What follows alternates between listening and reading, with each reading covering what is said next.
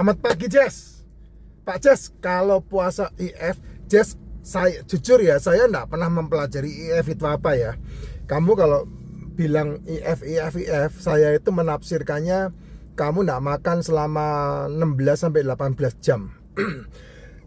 IF sendiri itu modelnya kayak apa saya enggak tahu. Ya, saya enggak pernah mempelajari itu. Yang saya tahu adalah seperti yang saya sarankan ya, puasa itu, saya kalau ngomong puasa nanti akan chaos ya. Masalahnya kalau saya ngomong puasa pasti kamu cocok-cocokin dengan agama, itu apa saya enggak suka.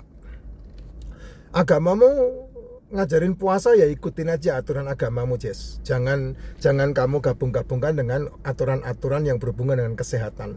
Karena kalau untuk kesehatan itu tujuannya untuk dirimu, tapi kalau kamu cocokkan dengan agama itu tujuannya untuk spiritualitas.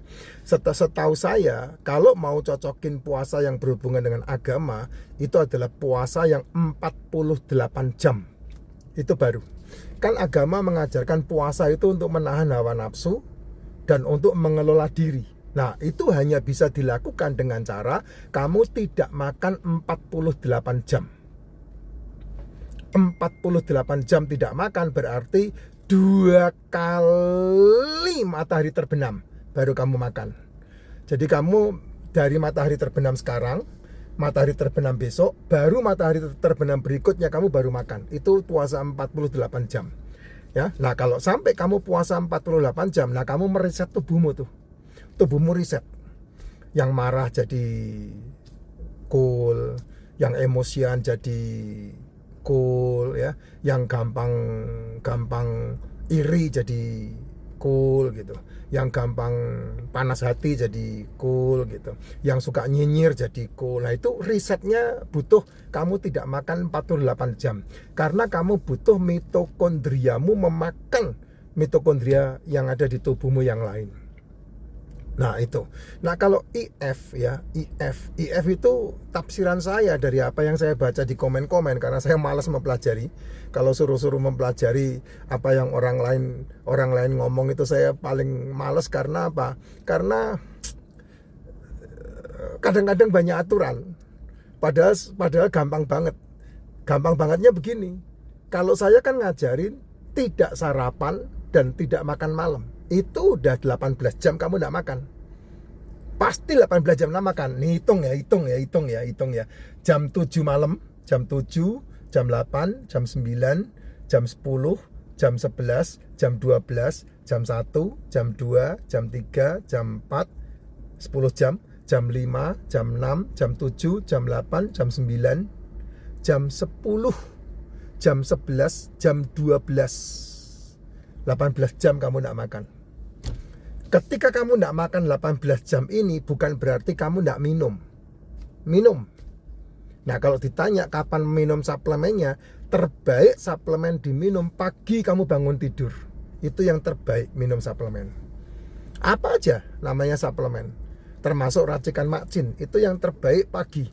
Kalau udah siang ya kamu buat minuman aja, biasa minum kayak saya ini kemana-mana pergi bawa kayak begini. Ini bawa, saya selalu bawa nih. Akan saya bawa tumblernya. Jadi kalau habis ngisi tumbler. Kalau saya seperti itu, Jess. Simple kalau saya. Ya. Nah, makannya di antara jam 1 sampai jam 7. Kalau saya di antara jam 1 sampai jam 7 saya memilih. Saya makannya di antara jam 4 atau jam 5 atau jam 6. Itu makan saya. Lah terus jam 1-nya sampai jam 4 ngapain, Pak? Ya, kali aja ada mede, kali aja ada emping, kali aja ada kacang godok, kali aja ada jajanan yang saya suka, ya saya makan. Gitu loh.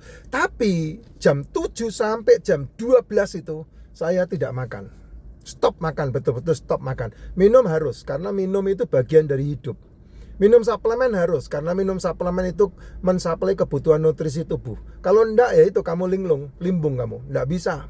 Kamu berani memutuskan untuk tidak makan 18 jam, tapi nutrisimu tidak tersuplai dengan baik, ya sudah, kamu bermasalah pasti. Kok bisa, Pak? Lah iya sama aja pohon, kamu harapin berbuah tapi kamu enggak kasih pupuk. Enggak bisa. Hidup itu adalah hidupmu, hidupku, Hidup itu adalah kamu sedang memperjuangkan tubuhmu untuk tidak dimakan singgat. Itu hidup. Jadi setiap orang, siapapun kamu, ya, dari keturunan apapun, dari bangsa apapun, dari kulit apapun, dari agama apapun, hidupmu itu sama. Apa itu? Mempertahankan kamu tetap bernapas supaya tidak mati dimakan singgat. Udah itu aja kata kuncinya. Ini bicara masalah kesehatan ya. Apakah orang hidup ada yang bisa dimakan singgat? Ada, yang kukunya busuk, yang kakinya busuk, yang diabetes itu kan kakinya busuk, itu dimakan singgat tuh.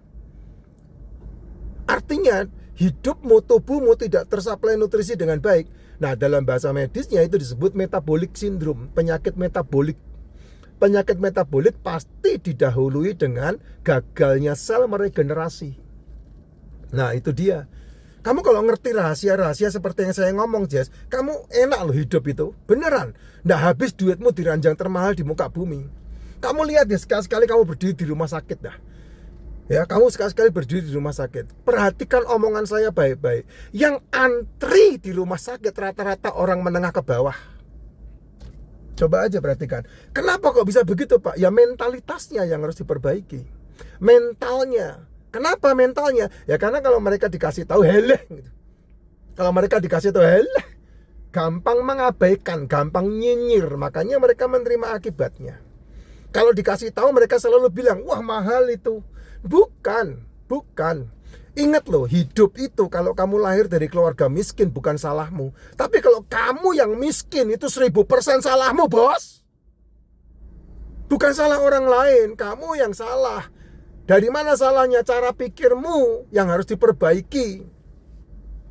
Gitu. Nah, kalimat saya ini tajam. Jangan kamu telan langsung, tapi kamu ini renungkan dikit sehingga kamu bisa memutuskan, oh gitu ya. Kalimat yang sama dulu saya pernah dengar, saya digituin sama mentor saya. Gitu loh. Itu hal yang sangat penting. Kamu kalau mendengar cerita sejarah saya, Jess, waduh, saya jatuh bangun dalam hal yang sia-sia itu banyak banget. Sehingga saya bisa mendapatkan pengalaman hidup yang sangat luar biasa, sehingga saya bisa berbagi ke kamu. Cuman banyak hal yang saya tidak bisa vulgar berbicara. Karena kalau saya berbicara vulgar, banyak yang akan marah sama saya.